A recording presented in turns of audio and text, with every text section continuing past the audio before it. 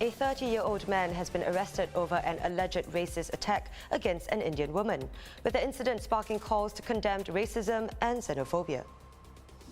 Singapore is 725 square kilometers of rock. We have to make a living by being open to the world. We will fail if we allow racism and xenophobia to become prevalent. And it is contrary to everything that has made us successful and proud to be Singaporean. Singapore is on a knife's edge, with ministers warning that COVID-19 community cases can go either way over the next few weeks. And younger people are next. They will be invited to receive their vaccine from later this month.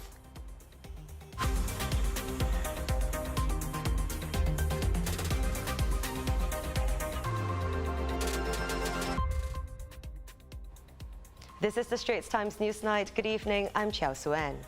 COVID-19 is not the only virus Singapore is fighting.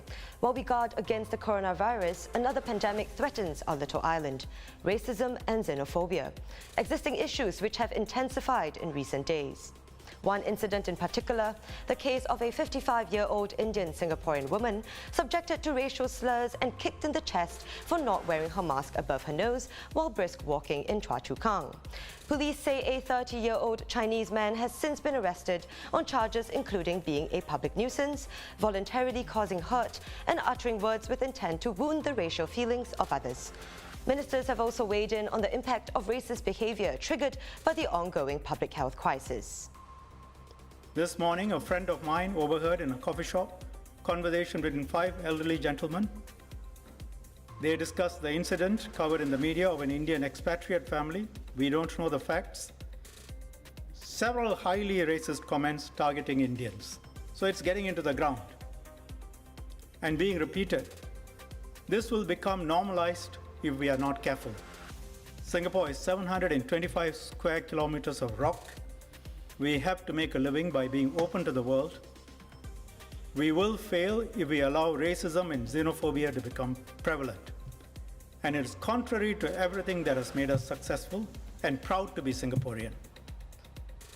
Minister of State for Culture, Community and Youth, Alvin Tan, reiterated the issue when speaking on the number of anti-Asian crimes rising globally. As a multiracial and multi-religious country, we denounce all forms of racism, irrespective of which ethnic community is being targeted and wherever in the world it may take place.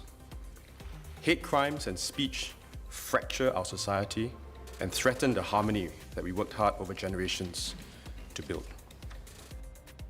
Prime Minister Lee Hsien Loong said in a Facebook post that he was disappointed and seriously concerned by the alleged racist attack, adding that there is no place for such behaviour here.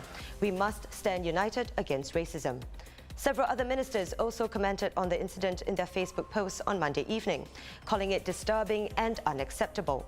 The incident has since gone viral online, with many expressing outrage and disappointment at the racist behaviour. Now on to the COVID-19 situation here. Singapore is on a knife's edge in the fight against COVID-19. Now, this is according to Minister Lawrence Wong. His comments come as another 13 new cases in the community were confirmed today. This includes 7 linked to the Changi Airport cluster, which has now grown to 17. Among today's 13 local infections, 8 have already been quarantined, and there were 12 imported cases also reported today. And giving a blunt assessment of our COVID-19 situation, the Minister told Parliament today that there is still a long road ahead for Singapore, and no one knows exactly how long the pandemic will go on for. I think it's very important for us to understand that we are now on the knife's edge, and our community cases can go either way over the next few weeks. We have a chance of getting things under control by the end of the month. But as we know from experience, it only takes one lapse or one irresponsible action for an infection to spread. Getting as many people vaccinated is the key to ending the pandemic. So far, 1.8 million individuals have been given at least one dose of the COVID-19 vaccine as at May 9th. And from the later half of this month, younger people will be invited to receive vaccinations, but they will be rolled out in smaller age bands given the limited supply of the jabs. Meanwhile, the Health Sciences Authority is evaluating whether the Pfizer-BioNTech vaccine is safe and effective for those aged 12 to 15. The vaccine is currently approved only for those aged 16 and up in Singapore, while the Moderna vaccine is for those aged 18 and up.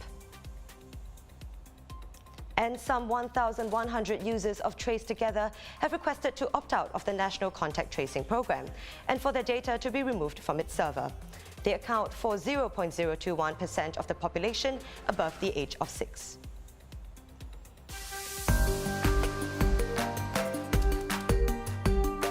Now let's take a look at what's been sparking conversation on social media today. And the shine of the Golden Globes continues to tarnish amid controversy surrounding the lack of diversity within the Hollywood Foreign Press Association's membership, as well as its various processes. On Monday, actor Tom Cruise returned the 3 Golden Globe trophies he earned in the most high-profile rejection yet of the HFPA from a single star. The association's broadcast partner NBC has also announced that it will not air the Golden Globes in 2022. Netflix, Amazon and Warner Media have all also announced boycotts of the association. Actors, actresses and other major Hollywood players have also called for reforms of the HFPA, saying they would no longer work with the association unless it made far-reaching changes. HFPA has since said that by August 2021, it would hire a new chief executive, add 20 new members, approve a new code of conduct, and provide diversity and sexual harassment training, among other steps. Now, you may have heard of a cruise to nowhere, but how about a flight to nowhere? Some lucky passengers in Sydney will soon be able to, in the words of Frank Sinatra, fly to the moon. They can board tickets aboard a Qantas Airways flight for a trip on May 26 to see the next rising supermoon and the total lunar eclipse that will occur. The night flight will climb to a cruising altitude of 40,000 feet above any cloud cover, with an astronomer on board for commentary and insights. And speaking of reaching for the stars, this incredibly sparkly piece of rock, a 101-carat diamond, will be up for bidding tomorrow. The largest ever diamond cut in Russia, called the El Rosa Spectacle, could fetch up to $20 million. The internally flawless Type 2A diamond was mined in 2016 and took 20 months to cut into. It will go under the hammer at Christie's auction house on May 12th. And that wraps up the Straits Times Newsnight. Do visit straitstimes.com to see more news and videos. You can also subscribe to our YouTube channel by hitting the button below. Have a great evening, and we'll see you tomorrow.